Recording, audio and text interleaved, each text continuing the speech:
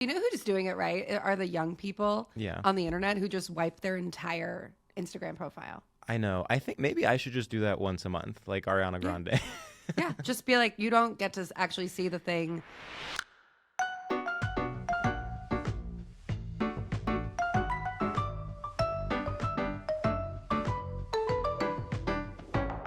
Welcome back, everybody, to season 2 of Solicited Advice. It's been a long few months, and I'm very happy to be back. Thank you for your patience while we figured out recording and scheduling and took a break and all that stuff. Of course, the day that I decided to record, I lost my voice. I'm choosing to not interpret that as a sign from the universe. Today's guest is one of my favorite podcasters, which I know I've said before because I have the privilege of knowing a lot of funny people who make really great podcasts. His name is George Civeris, and he is the co-host of Stradio Lab with Sam Taggart. When I did Stradio Lab last spring, my dad told me that it was his favorite podcast that I had ever done, which is really saying something because my dad, more than probably anyone in the world, has listened to every media appearance I have ever done. So that's really saying something. It's hilarious. He is a brilliant comedian, a writer. You can catch his stand-up all across the country when he goes out on tour. He used to be a senior editor at Gawker, which, if you know, you know. And what I recently learned, also dabbled in academia. So he's really done it all, and it shows because he's hilarious and brilliant. Please welcome George to Solicited Advice. Hello, hello. Oh, so happy to have you. What we were talking about is our magical night at the SNL after party, where, Yeah. of course, we saw AOC and Lorne Michaels chatting it up, at the VIP table. She smiled at me like we knew each other, and that's all I needed in this life. Wow. I was like, Have you ever heard from her? I think in like 2019 or Okay. 2020. Because I'm like, there's no way she was doing a lot of cooking. Yes, there's no way AOC has never cooked an Alison Room. Yeah, she's a very avid home cook. Yes, of course, So, famously. Yeah. I'd say it's what she's probably most known for. Yes. Yeah, exactly. So she gave me a knowing look, but actually, okay, now that I'm remembering the night more accurately, I definitely did towards the end of the night thank her for her work. Wow. Which is such an empty, weird thing to say to somebody that you don't know what to say to, but like, Sure. I meant it. Like it was a genuine, like, Yeah. thank you for your work, but also, That's sort of like, how I was what when do I you first met say? you. I was like, thank you for your service. being in those rooms is very scary. It's scary, yeah. It And also everyone is sort feels of, like they're there's something friends. actually sort of liberating about it because all of us feel these like little micro, I don't want to say, just like little insecurities about someone who's doing better than us or someone who got something we wanted, whatever. And to be in a room with actual huge globally known people just puts everything into perspective because you're like, oh, it actually like doesn't matter that I don't know, didn't get a 3-a-week mini room writing job because the people with actual power are Lorne Michaels. Are you a competitive person? You know, I think I am. So I grew up with a very like academically oriented family. Okay. One time my dad told me with no sense of irony, he was like, it's only worth it to study the humanities if you go to Harvard. He was like, not even like, Princeton. Like he was like, anywhere else you should do engineering, but if you get into Harvard, then the reward is you can if you want major in English. Wow. So I am competitive in certain sort of like. Do you have siblings? I have 2 younger sisters, yeah, and they're both very like one is one works in finance, one is a doctor. Like they're both very much doing what they're supposed to be doing, and it's the dynamic of being both the oldest, but also A, the only gay one, and B, the only one pursuing a creative career is interesting. I'll say. Yeah, I would imagine. But I'm sure your family's really proud of you. They're very proud. You're very smart and very funny. Thank you. And have one of my personal favorite podcasts. Thank you, Alison. It's true. And when I did your podcast, Stradio Lab, my dad texted me and said it was the favorite of his as well. I mean, when I met your husband, he was like, "Oh, Stradio Lab, yeah, Alison's best appearance." Yeah, it's commonly known amongst my father and my husband that it was my best. Oh my God! appearance. There was I think that might have been the first episode ever that we did video recording in studio, and we were like, we have to get it for Alison because like this is our one chance. I mean, who knows? How do you feel about that generally as a podcaster, being like, all of a sudden there has to be video? I mean, I do hate it, ultimately, is the answer. Like, Yeah. it is. You're hot, so it's fine. Well, but, thank you, as are you. But it's exhausting. The whole point of doing a podcast is that you can be like in your pajamas and doing it on Yes. Zoom. And it's like, yes, my real life and my real career are when I'm like doing live shows or when I'm Yes. doing, something where I have to leave the house. And this was supposed to be the easy part. And now not only do you have to post little clips, then you have to you say something sort of like, I don't know, off the top of your head that you don't even think too deeply about. And then that has to live forever in a clip with your face attached to it. Forever. It's like there's. Do you know who's doing it right? Are the young people Yeah. on the internet who just wipe their entire Instagram profile. I know. I think maybe I should just do that once a month, like Ariana Grande. Yeah, just be like, you don't get to actually see the thing. Like, did we as millennials / elder millennials not learn anything from I know. Facebook? No, it's really that. Things Yeah. are not meant to live forever. It's okay if something happens and you never see or talk about it again. I did an episode with Delaney Rowe and we talked about cilantro. And I made like, to me, it was like a joke. I was like, grow up. Like, I know you hate cilantro. You think it's genetic. Like, I know it's genetic, but like, it's not your whole personality. And it was the most popular thing that I've ever said, and not in a good way. And well, maybe that's not true, but people got so upset and Yeah. like took it to heart. Like, it is genetic. I'm like, no one's perishing because of this. Like, this is not Yeah. a serious topic. I just had the same exact experience, which is I did some. To call it a joke is generous. I thought of something on my way to a stand-up show. I think I had maybe said it on stage like once before, and it was like I was talking about natural wine, and the whole joke hinges on me being like, so the innovation there is that they don't finish making it, and it's like ha ha ha. Oh, I okay. watched it. All right, I thank you. watched it. So but then I said, rather than saying natural wine, I stupidly said orange wine, which is I know as someone who goes to restaurants and drinks wine, I know is different, and I know in fact that the whole thing with there are different definitions. Orange wine, like I know, goes back Yes. many centuries from Georgia and all this stuff. Amphora, etc. Yes. So factually speaking, it is incorrect to say, the thing with orange wine is that they don't finish making it. I get that. But I was just sort of like, the audience was laughing. I was having a good time. I was like, this They is were simple. gassing you up. Yeah, You're like, I'm on top of the world. like this is a simple clip that I can post, and it's like a minute-long clip.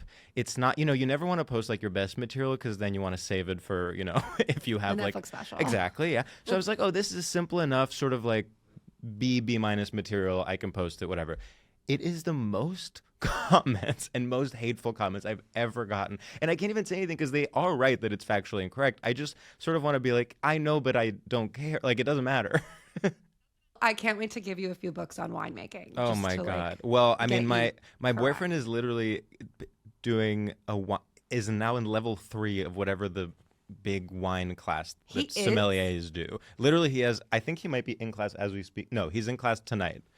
Is this for fun extracurricular or is this a work related? He actually started doing this before he got the food position. So this was like already an interest of his. So George's boyfriend is Matthew Schneider, who is an excellent writer and is now the food critic at New York Mag. But he started like, this was just sort of his, and he will, it was sort of his, you're in your 30s, you need a hobby. and he decided We've that. been saying that. I say that to my friends all the time. Yeah. It's probably the best life advice and insult you can give somebody in their mid 30s is you need a hobby. Yeah. And so he decided that getting really into wine was going to be his hobby, much like many of our peers. Wow. Well, I'm sorry that he wasn't there to set you straight or to defend you. I know. I mean, it's tough. It's tough when you're like, you guys are right, but you're being annoying. And so that means I'm right. Yeah. How often are you going out to dinner with him? He has to go all the time. I am going probably once a week. Okay. Because my body can't handle that much restaurant food. This is the least relatable thing I can complain about, but I remember the first week he got the job, I went out with him like 4 times because I was like so excited. I was like, oh my God, I can't believe I get free dinner all the time. And I was like, no.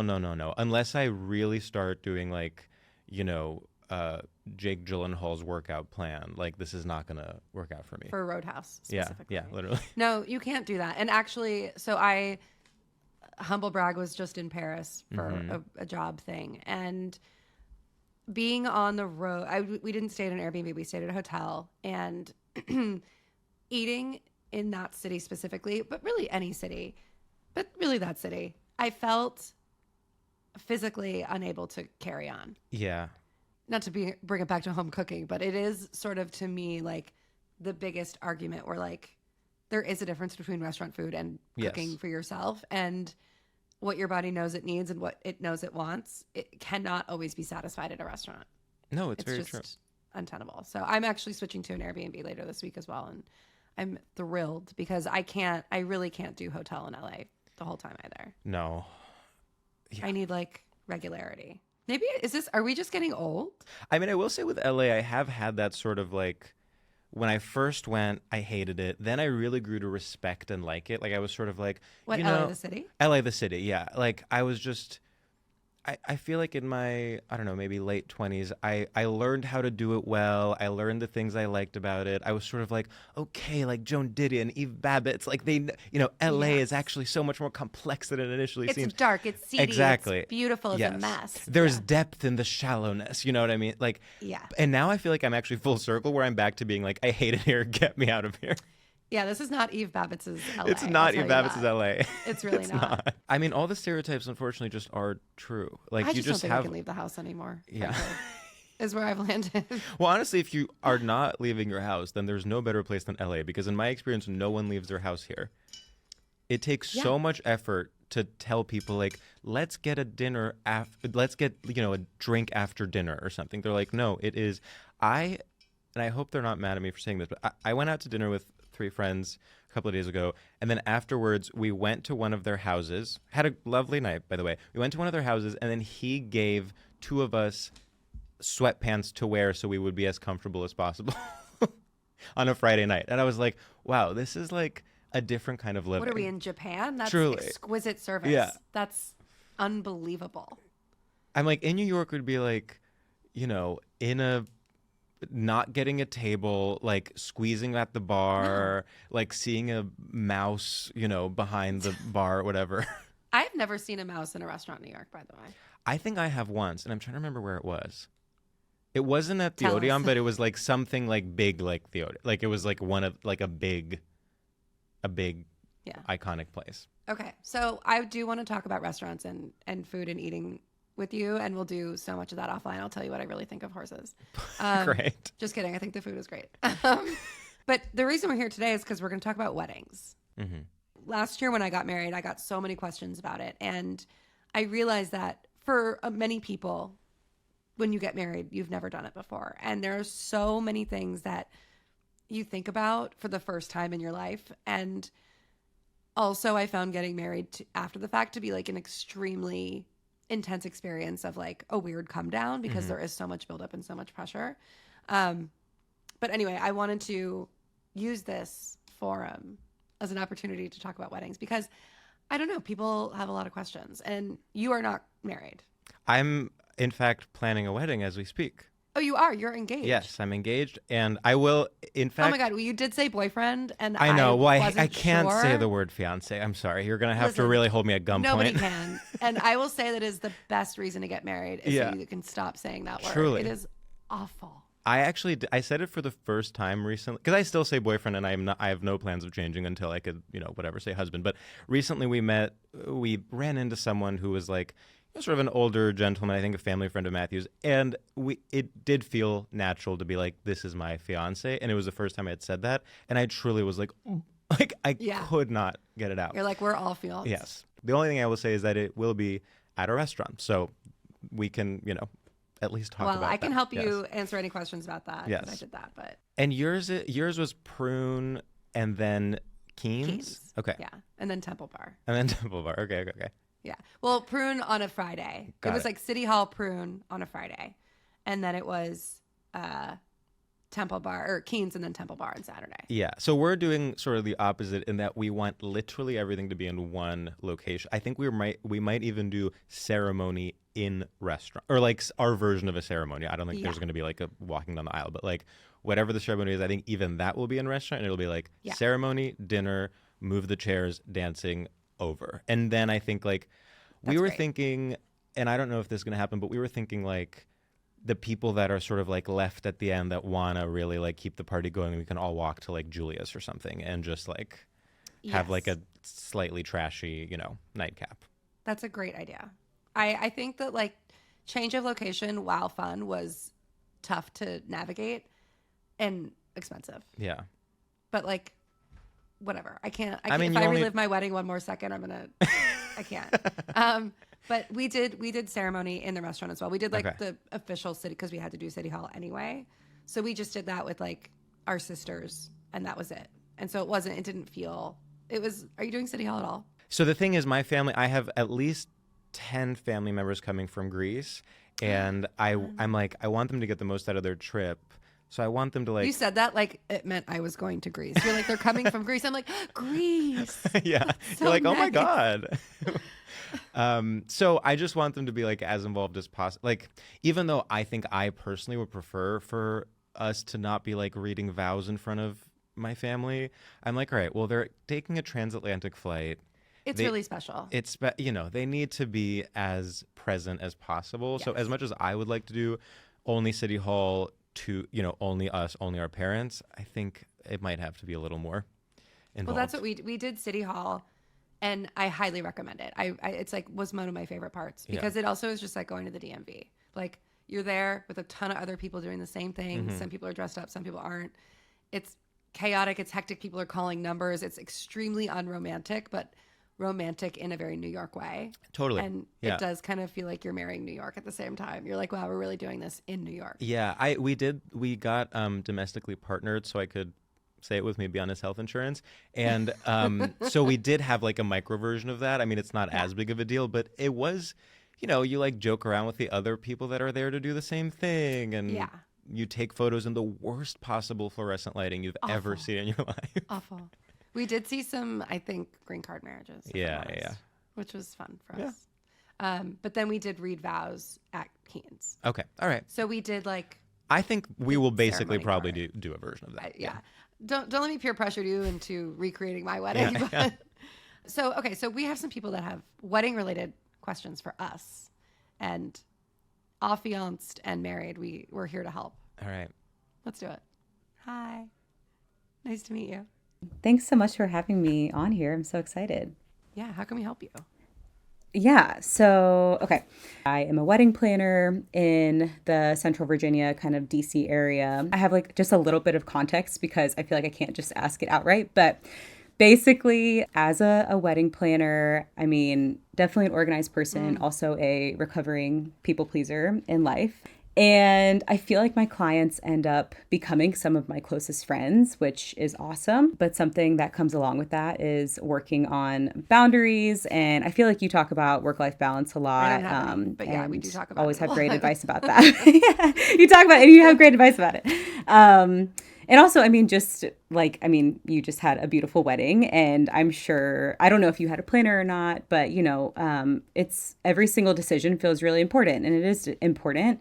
So I guess my question kind of comes down to, how do I keep healthy boundaries with brides and grooms when I know how big of a deal all of those decisions are to them, and I have these kind of close relationships with them as well? Well, Erin, I'll say this. I am a person who both needs boundaries for myself and hates when other people give me boundaries. I absolutely hate it. Yeah. But I am trying to be better at it as a person who also wants that for myself, but especially in professional relationships where it's like you're working with like an agent or a publicist or a wedding planner or anything that there's like a money exchange of goods for service, like I'm paying you to do a job, you're going to do that job for me. I realize that doesn't give me carte blanche to like text you at every hour of the day and demand a response or be impatient when I don't hear back from you immediately. Like there are certain people who will always require a level of service that you are not required to give. And I would say kind of establishing that early on, like just being like, I only communicate via email during these hours.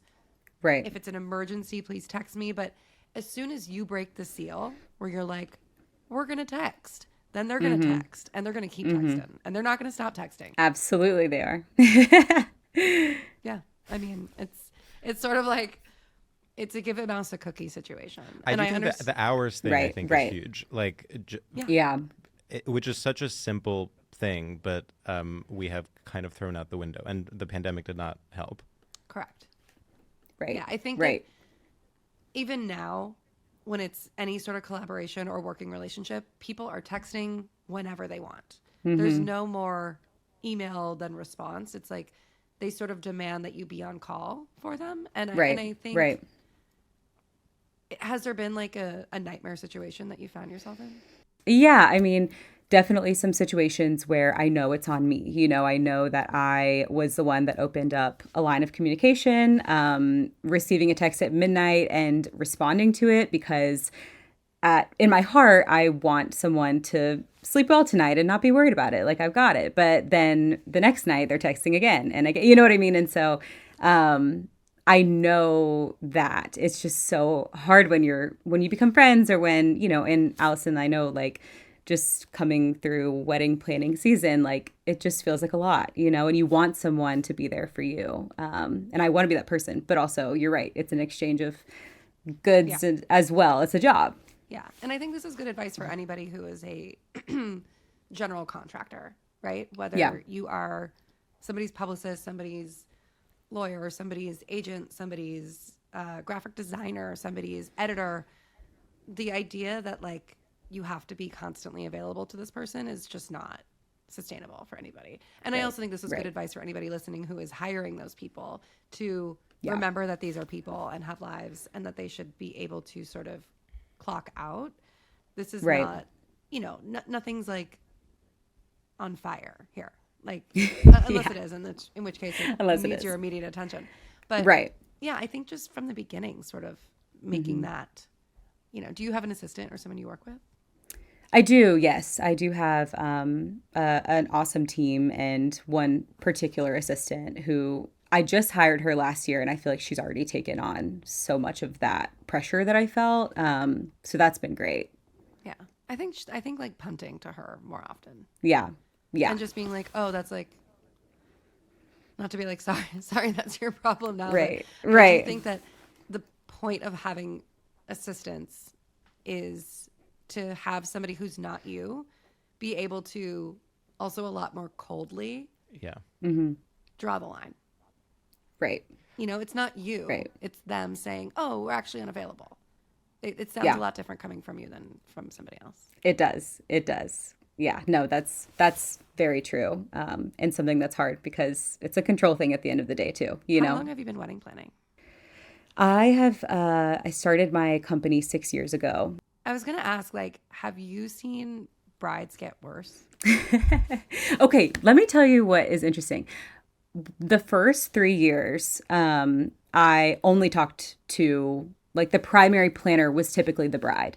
A lot of times since COVID, it's more of a co-planning thing with both members of the couple, which is awesome and so cool that they are sharing opportunities and responsibilities. We love equality. We love that equality, but sometimes it's hard because it's another person who's making a lot more decisions. And then sometimes there are parents involved as well, you know, so sometimes that can be a lot as well. Yeah. I sort of meant also like in the escalation of Instagram weddings where everybody feels like they have to be like in vogue and they have to like, I say that as a person who was, but and it was amazing. Like I had to be. I did. Yeah.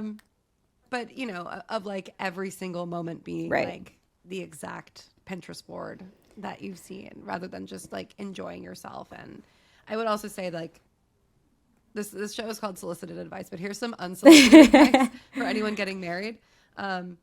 The best piece of advice, it wasn't even advice, it was like borderline scolding. But my husband was like, this is not an event, this is our wedding. Right. And it was really important to remember. I was like, a wedding is an event. But, you know, I do think that there is something, he said that very lovingly, by the way, he's very sweet. I do think there is validity in that when we are doing these things where it's like we're getting married because we want to celebrate a commitment to a person that we love. Yeah. And there's a ceremony involved and it's like a ritual. and it can be very beautiful. But we've sort of turned it into this like very scary, very high level, high stakes, insane pressure situation to like nail and be perfect. And the people who probably get the brunt of that is the wedding planner. So I feel Yeah. And everyone wants to be original and wants to reinvent the entire concept of a wedding in a way that, I mean, it's so funny growing up, my family, like everyone all the weddings I went to growing up were like in a Greek church and then at a Greek restaurant. Like there was no, and yes, you could be like more wealthy or less wealthy and be at a nicer restaurant or a less nice restaurant, but like no one was trying to reinvent anything. Right. And I feel like now as an adult, every single person is like, okay, how can I sort of like creative direct the most incredible, multi-sensory experience? Yeah. Because people are going to be taking pictures and they want everyone to know that I did this thing. Yeah. It's like, Absolutely. It's, if I would say, I wish I had spent like a little less time. Actually, I was actually pretty like chill for me.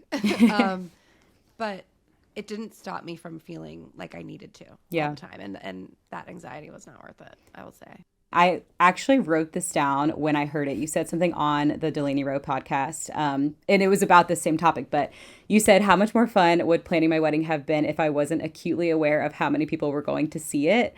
And I honestly felt like, yes. I love those. Why? I mean, I felt like that I wish that the masses of brides, like I wish someone was handed that quote when they started planning their wedding, because social media is a great thing, but who are you doing it for? And I honestly wish that people, like, once they get their dress or, plan something design wise that's important to them, they just had to delete TikTok for like the last month of their wedding, because I deleted it forever. I never actually installed it. Well, there you were ahead there, because the last month, like, people will see really awesome trends or whatever, and then it's like, oh, well, what, like, my dress isn't good enough because I just saw that one and that one's newer and better and probably going to get them in a publication, and so I have to change my, and that's so hard. So I think that advice is awesome. We're all chasing something that doesn't actually exist. Also, as I'm sure, Alison, you know from food, the things that look better online are not the things that look or are better in person. Like, you actually should be playing to the room more than to a wider audience. I know that about the party that I was at last night. Yeah, exactly. We're like, you think like, oh my God, that looks so fun. There was a wedding that I saw all over social media. Like, everyone I knew somehow was at this wedding, even though I didn't know they knew each other. And I asked every single person, oh my God, it looks so fun. Every single person was like, it was the most boring wedding I've ever been to. I have some guesses. Yeah. So, anyway. Yeah. I feel like all that to say is go easy on Erin. Go easy. Appreciate it. Lovely. Appreciate that very much. And let her have peace. And we should all just have better boundaries and do it in like a kind and thoughtful way. I think we will see a tipping point as a humanity where like drawing boundaries no longer feels rude. It feels accepted, and people will come to acclimate to like having them and also requiring them for themselves. Yeah. Here. I'm here for that. I am here for it. Thank you so much. Really. And with that, I'm drawing a boundary, and we're going to end this call. Thank you, Erin. Now you're done. I'm just kidding. Erin, thank you so much. Thank you, guys. I wish you a peaceful wedding season. Thank you ahead. so much. I appreciate it very much. Thanks, guys. Bye. Wow. I think we did an incredible job. I think we did a great job. When is it? It is probably September 7th. It's actually sort of coming up. Oh my gosh, my anniversary is the 8th. Really? Yeah. Oh my God. All right. Yeah. Joint anniversary You're party. way ahead of the curve. We didn't even get engaged till April. And then we got married in September. Oh, wow. That is crazy to me. And then I called Prue and was like, are you available? And that was, anyway. All right, great. Let's take our next caller. Okay. Hi, Raymond. Hey, Alison. So I'm Raymond. I am from North Jersey and am a 36-year-old Libra. And I am been with my partner for a little about like 7.5 years at the time we're recording this. And we've been engaged for a little over 4 years. And my question is, as someone who is recently married and just going through the throes of, planning a wedding, and we're kind of at that phase too because neither of us really want to. We are, I won't say lazy, but we don't want to pay for it. We don't want to deal with that many people. It's a lot of times we think the wedding is probably for everyone else rather than us. But looking back on your wedding, what is something that you would A, change, and B, what advice would you give to yourself if you had to go back and do it again? With the same person, obviously. New husband, start from scratch. Yes. Well, I'm not going to give myself advice, but I'll give you advice because I feel like Sure, well, here, I have a question maybe for you. poorly worded. Are you Certainly. sort of asking like, is the juice worth the squeeze here? Oh my God. Yes, maybe a little bit. Like, so I feel like you see right through me. Yes, I love him like more than I can ever imagine. Like, he is my absolute best friend in the entire world. We moved in together July of 2019 and then got engaged February of 2020 and lived through a pandemic together. And, you know, it's at this point, we're not planning to have kids. Not that that's a reason to get married anyway. But, yeah, I mean, like, if we don't, like, we don't want to go through the struggle of planning a wedding. Like, what do you think? I will. So George is actually planning a wedding right now as well. Yes. Hi, Raymond. I'm George. I'm also planning. I'm Hi, also George. gay Yes. engaged. Yeah. Engaged, Yes, if you will, that's with a right, Y. exactly. Yeah. Reframing the celebration itself as not wedding, but like celebration of the fact that we got married Yes. helps being like, Right. oh, then you can just like rent out a bar and even honestly have a cash bar and no one's going to, if it's not framed as a wedding, because I do think it's a little tacky to have cash bar at a wedding, but if it's not framed as a The wedding, worst. Can you right? imagine? If it's not framed as a wedding, then you're like, oh, it's basically just like having a birthday party, but we're celebrating the fact that 2 weeks ago we went to City Hall and got married. Yes. The funny thing is, I actually did go to a surprise I wedding did too. once. Did they make you pay for it? Yeah, it was really cool. Was it the same one? I wonder. My dad's best friend was never going to get married, and then there was like a health scare, so he and his longtime girlfriend got together to celebrate her birthday, but they never actually called it a birthday party. And then the last person that came in was her former boss, who was a judge, and then boom, That's they so got sweet. married. Like, Did they make you pay for the? it was drinks? really cool. I don't know. No, they didn't. I was also still in high school. This is like quite some time ago. Okay. But the idea that we've had is something similar to what you said, Allison, where like, if anything, like we'd rent out a restaurant for a day and anyone who can come that day, like we're not going to do a shower. We're not going to do a this. We're not going to like wedding culture is just, and forgive me, George, if this No, is we're something literally you're doing like, it. wedding you're is like, gonna oh be my God, my massive. showers. It's going to be at Disneyland, and Goofy will officiate. No, we're also doing a restaurant, so I'm right there. I'm right there with you. Yeah. Okay, good. I was like trying to decide if you're No, being no, no. serious, and I was going to be like, "Oh my god, I'm a I love huge that Disney for adult, you." that- But yeah. He's a Disney adult. Actually, that's the idea of the restaurant is a good one. That is one we've had in mind because, you know, I mean, I'm calling in to talk to your podcast, so obviously I do have some tie to food. yeah. And if that's that, it should feel reflective Yes. of you.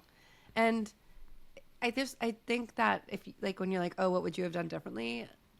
I think like the order of operations was great. The locations were perfect. Like wouldn't change a thing. I think that I would have, well, there's a few nitty gritty things I would have done differently, but we don't need to get into that right now because I can't relive it. I will not get anything done for the rest of the week. If you could have, what was maybe something that surprised you about the wedding day that you could have given advice for yourself so you'd be more prepared? How about if I phrase it that way? You can phrase it any which way, Raymond. You're doing great. We love you. We're connecting. Yeah. Well, this is Thank you. actually, I'm trying. I was giving George this advice earlier as well because, you know, he was sort of saying, I don't know if I want to like get up and do vows in front of like these people that, yes, are my family and I love them, but it feels weirdly intimate and like. But they're also the people that will Yeah. judge you the most out of anyone you've ever met because they Of know you the course. best. Like, yes. I mean, I have a Greek family. Okay. Trust me. I know what that's Wow. like. You guys, Yes. this is two sides of the same coin. Yeah. Literally, yes. But one thing that surprised me was how much I loved reading my vows in front of everybody. And I am obviously like, I'm not like, I am a little shy, which people are like bullshit, but I am like in a public setting like that. Like I've never been more nervous for anything in my life. I shocked myself at how scared I was to like get up there and do it. And I thought that my husband wouldn't want to do it at all. Because originally we were like, we're just going to do it at City Hall and then just do a party at the restaurant. But he was like, I really do think we should do the vows. And it was for the same reason. These people are coming all the way to like celebrate this with you. And that's sort of like the payoff for them. Yeah, it's one of those things that seems like so corny and whatever. But then if you don't do it, I'm sure you look back and you're like, I couldn't have just done. Yeah. Like, what was the point of all this if there isn't a little moment of sincerity and earnestness? Exactly. And I think to anyone who's like allergic to sincerity or earnestness, it can feel overwhelming. Yeah. But it was so beautiful. And my husband's vows were so much better than mine. Like he crushed me. Every single person in the entire restaurant was sobbing. And then they cried. I went second. He went first. Aww. We flipped a coin. But yeah, it was like oddly, like just really special. It's what made it a wedding and not a birthday party. Yeah. And I do think that if you're going to do something, there's got to be, I have this conversation a lot because I have people that are being like, I don't want to get traditionally married. We're going to have like a commitment ceremony party. And I'm like, whatever you call it, however you frame it, the act is the same in that you're gathering people that you love to witness this thing that is important to you. And there should be like some element of ceremony, whether it's like, we're all going to toast to this thing. I don't know. It's like, it can be small, but it should be present. That also said, if you're like, we just want to go to City Hall and we want to have a dinner with 6 of our friends afterwards, that's beautiful. And that's a perfect wedding as well. How does your partner feel about this? Where is he at? He wants to plan it even less than I do. Oh, wow. Okay. Yeah, possibly. The only thing we have decided on is the person who will perform the ceremony, who's a good friend of ours that we share together. And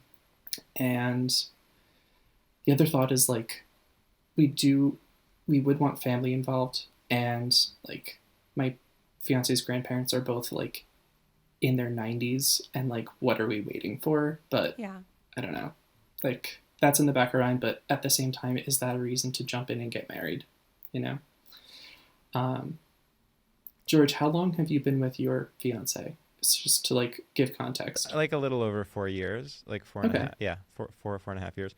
I feel like, and I obviously I don't know you well, but I'm like, it's almost like this has been built up because of the delay of the pandemic and everything to this like insurmountable thing when it's so clear you are in love and want to spend the rest of your life with this person.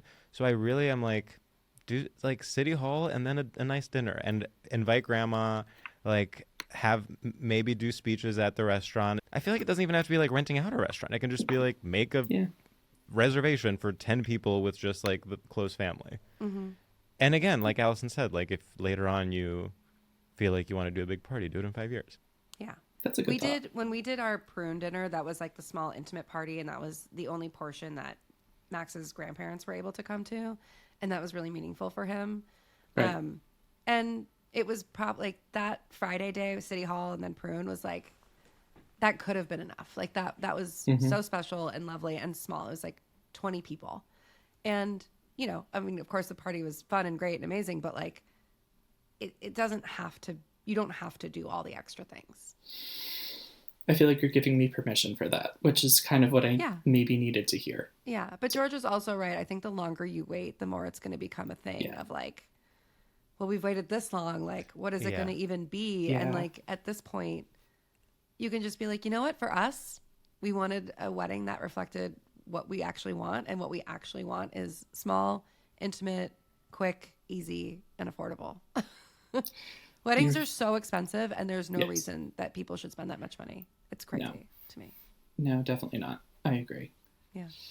Well, I love your love, Raymond. And was enlightening, and I appreciate it. Yeah. Go to Raza, have pizza. Yeah. That's a great idea. You've already done the difficult part, which is finding a life partner that you adore. True. You know what, George? That's Yeah. true. Thank you. This is nice. Set yourself free. Set yourself free. So sweet. I think that's like, for anyone who doesn't, I guess like I'm also entering a phase in my life where it's like, if I don't want to go to the party, don't go. It's like, ugh, I have to go to this party tonight. It's like, babe, if you're complaining that much about having to go, have you considered not going? Not like Raymond complain. I'm just saying, no. It's true. I'm talking to myself here. Of just like anything. It's like, have you considered not? Yeah. I do feel like it's easy for when I get into that mindset, then it's easy to go all the way on the other end of the spectrum and be like, well, I guess I'm never leaving my house. But then you do have to sometimes force yourself. No, but to you like, would. You but would. yes, you would.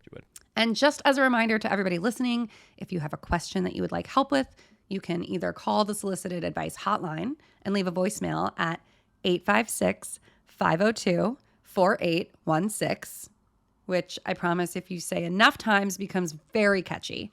Or you can head to AlisonEroman.com/podcast, and there's a little form there that you can type in your question. Alison, I love you, by the way. This sounds like a very basic and silly question, but I have to know. Some people seem to be able to use a cast iron skillet to make eggs. One of my passions in life is making the perfect fried egg. I can't get it to happen with a cast iron skillet. So, do you have any tips for this? What can I do? It's a big issue. Thank you. Are you a cast iron girly? I've never quite figured out the cast iron thing. I do use cast iron skillets for stuff, and my like cooking origin story is that in college I lived in the big like co-op, we called them, like a big cooperative house where you had to cook for like 35 people. There would be like a calendar where 2 people were in charge of dinner every night. That's an incredible life skill to have. Incredible. Totally. And as I'm sure you know from working in restaurants and stuff, like it is a very different skill to cook for 35 people than it is to cook for like 2 or 4 people. Did you go to like Oberlin or something? Where did you go? I went to Stanford, but I was in this sort of I went to Stanford. I was in this sort of hippie, very very small, slightly alternative community within the absolute Republican like ivory tower that is Stanford. Landscape. Anyway, but So I was like, oh, wow, I'm becoming such an amazing cook and all this stuff. And then after I graduated college, I had to like relearn to cook, but for a normal amount of people. You're like always making pasta for 40. Yeah, literally. I was like the king of the wok. Yeah. Like I was like, I'm just making everything in a wok. Everything is a giant stir fry. But the cast iron, that's where I first learned about it. And I was like, okay, you're not allowed to use soap, blah, blah, blah. Mm-hmm. And I do like it for certain things, but I'm not one of those people that always reaches for it as a default. Do you? I really do. Okay. I love my cast iron. Like truly, truly love it. Basically, I use it for everything. I would never scramble an egg in it, but I would love to fry an egg in it. And I do. And most people are not getting their cast iron hot enough, but I think it's because I use my cast iron so much that I'm able to use it so much, if that makes sense. Like it is almost like a muscle, and the more you use it, the better it becomes. The like more seasoned it becomes, the more accustomed you get to the heat. I think most people are getting a cast iron skillet, like they're ripping off the little sticker that says Lodge, and then they're like trying to do something perfect for the first time. But cast iron, like to season it actually does take a long time. It is one of those things like a pair of distressed denim or something, like you can't really fake. Like you do just need to wear it a lot in order for it to look right. Yeah, it's the Doc Marten of cookware. Correct. It's the white Converse. It's the something. It's fashion clothing. Yeah. But I think if this person cannot fry an egg in a cast iron skillet, I would say that your cast iron skillet is not seasoned enough. A good sort of quick way to like expedite this process, which sounds kooky, and I'm sure there's a million ways to do this, and I'm sure somebody's like, that's not right, or there's another way, and I'm sure there is. But the way that I like to do it, and the way I've done it with success, is you take your cast iron skillet and you put a thin layer of oil in the skillet, like pretty thin. And you can even like drizzle the oil and then like take a paper towel and kind of disperse it, wipe it around, get up the sides, and then put it over high heat and like let it fucking rip. Like let it go for like a half an hour. Whoa, really? Yes. Okay. And basically what's happening is like the oil is getting into the cast iron. It is like what you're effectively doing is you're like mimicking the act of like repetition and cooking, and it's creating a better seal in your cast iron. So then next time you make an egg, make sure there's plenty of oil in your skillet for a fried egg. Like it just does need to be fried. If you're scared of frying an egg in oil, use a nonstick skillet. But to fry an egg in a stainless steel or cast iron, you need oil. I use olive oil. Sue me. Wait, as in not butter, you mean? Oil instead of Correct. butter? Never okay. butter. And why is that? Butter burns. Right. Olive oil and oil will smoke, but butter will burn and taste bad. So Got if it. you want something very decadent, would be to heat up your oil in a skillet, crack an egg, fry the egg, and then at the last minute add like a knob of butter, maybe a little pinch of chili flake, swirl it around. Mm-hmm. Yum, delish. But your skillet needs to be very, very hot for it to be effective, and it also needs to be seasoned. But don't give up. Don't use water. Oh, you know what? I use water. I don't use soap, but I use water sometimes to like deglaze. Do people say you can't use water even? Because I know no soap. People will say the wildest things about cast iron skillet.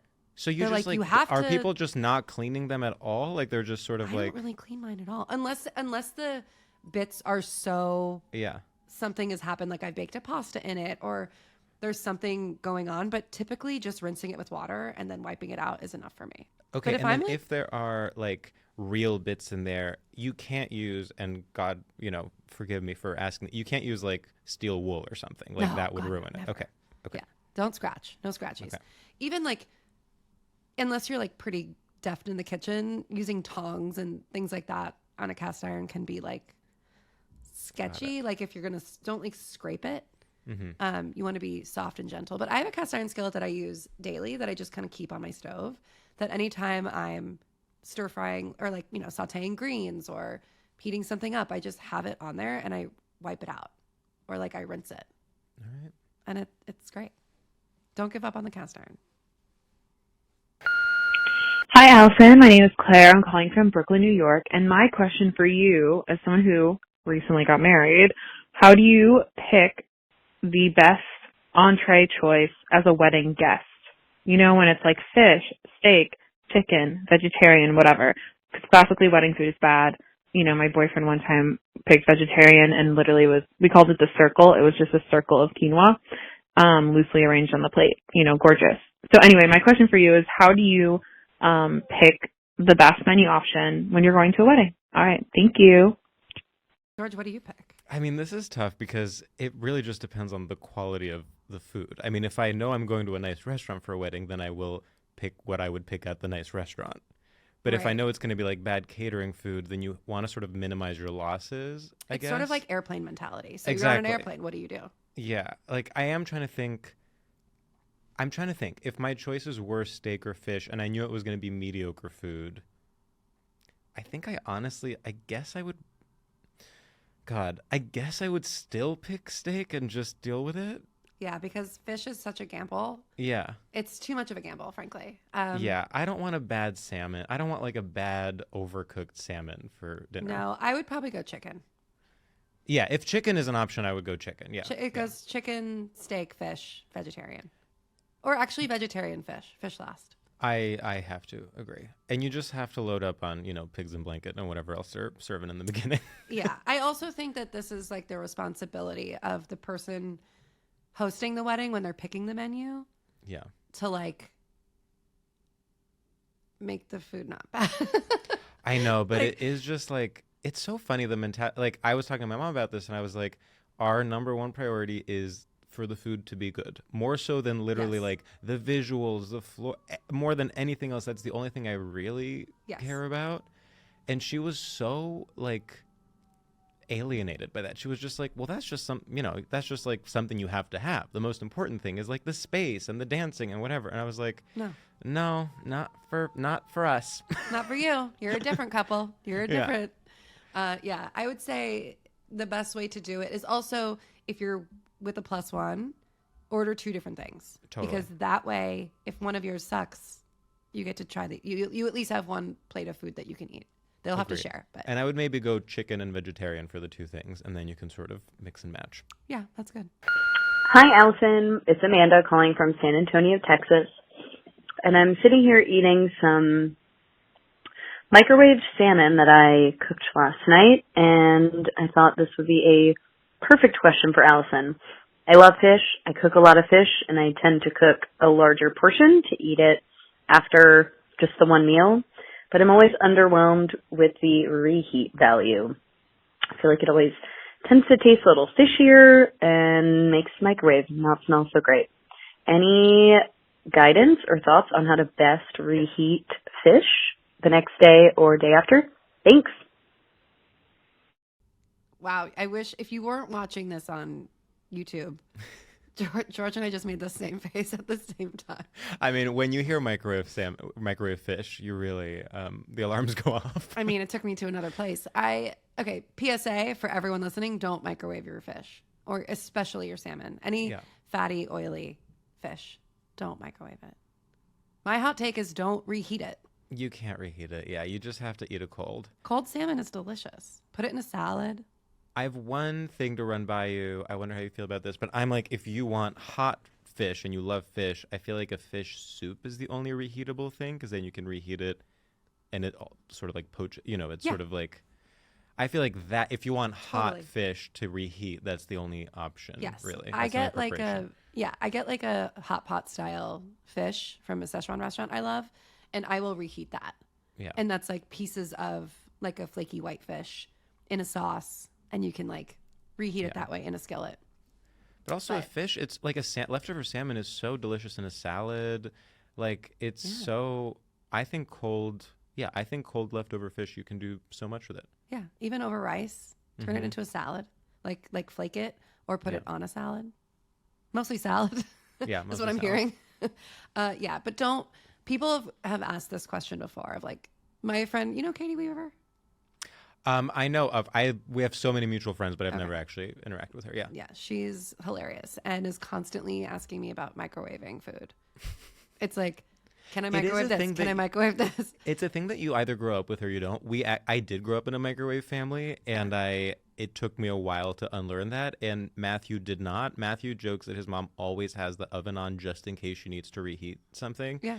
Which is just a different mentality. Like we never reheat things in the oven. We were always rich. They could just burn that gas all day. Exactly. Yeah. Just kidding. But it has been a process of unlearning, like what things you can microwave and what things you can't. I used to be like fries, sure.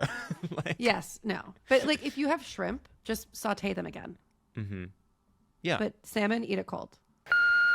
Hi, Alison. This is Lauren from Chapel Hill. I'm getting married this year, and I'm so excited to start hosting in our new space together. The only problem is that my fiance's family, who we will probably be hosting often, are incredibly picky eaters. Most notably, I made a pumpkin cheesecake for Thanksgiving, and they wouldn't eat it because it was too exotic. So how should I handle this situation, and what can I cook these people that's still fun? Thank you so much. Love you. Bye. The wedding's off. I can say one thing that potentially is relatable. I have an uncle that is potentially relatable. I have an uncle that is notoriously a picky eater, and what my mom does is she makes a full dinner for everyone else and just goes to the butcher and gets pre-made like turkey burgers and just like throws literally one in the oven and like serves that to him, and everyone just knows he's like, he only wants simple stuff. He's not offended by the fact that he's only being given like a ready-made and it's just like, some people don't want to be adventurous with food, and that is quite literally okay. I don't want to be adventurous with most other things in life. And so if you want like a super simple thing, I'm sort of like, I know it's not the most elegant solution, but I'm just saying that's what turkey my mom burger does. is the answer. No, I also think like they need to, well, also this is a hypothetical problem, right? This hasn't happened yet. They're not always coming, like, I think you can also be like, tonight we're having tomato pasta, and that's delicious. It's one of my favorite foods. And I don't think that you should feel like you're sacrificing like your creativity, because it can also be like, sneak a few anchovies in there and then laugh hysterically to yourself when they eat it all and don't realize what you've done. And like doing things in your own way does not, I'm also such a fucking people pleaser. I'm like, I'll make you the goddamn best peanut butter and jelly sandwich you've ever had. Like, I really aim to please in that way. But I think that having those moments, cooking is fun in general, whether you're making a simple tomato pasta and like garlic bread. I also, if I'm being totally honest, don't prefer pumpkin cheesecake. I also prefer regular. I would say I would prefer a more traditional cheesecake as well. Or a pumpkin pie. I don't need them combined. Yeah. So that doesn't mean that like you need to baby them necessarily, unless you do, and then we need to have a separate conversation. But I think trying to find the joy in simple food for yourself, and then it won't feel like you're sacrificing what you want to be doing for these people. Like, meet them where they're at. You can be one of those people that perfected the perfect pasta and meatballs, and that can be your thing. What a nice challenge to like perfect classics. Yeah, it's my favorite. It's my favorite way to cook, honestly. Like, because I do think there's so much of why simple food tastes good, and we put a lot of pressure on ourselves to be like, but it's so boring. Like, what are we doing to like excite it up? It's like sometimes like really well seasoned food is really exciting to me. And sometimes I wish that more restaurants just did that. Anyway, George, I think that's all the time we have. Incredible. This was so much fun. You're the best. It's an honor to be in the same city as you, but be Zooming from two different places. Well, when we're both back in New York, we're going out and having a beautiful dinner together. Finally, I can't wait. I really, truly can't wait. And you give great advice. And thank you, Alison. I can't wait to see your wedding on Instagram. Oh my God, it's going to be an absolute miracle. Yeah. Solicited Advice is hosted by me, Alison Roman. Our podcast is produced by Maria Robbins Somerville with the help of Elena Rodriguez Villa. Video editing by Leah Somerville. Our theme music was created by Yosef Monroe. You can watch a video version of this podcast on my YouTube channel. And for questions, sponsorship inquiries, or anything else, please visit us at AlisonERoman.com/podcast.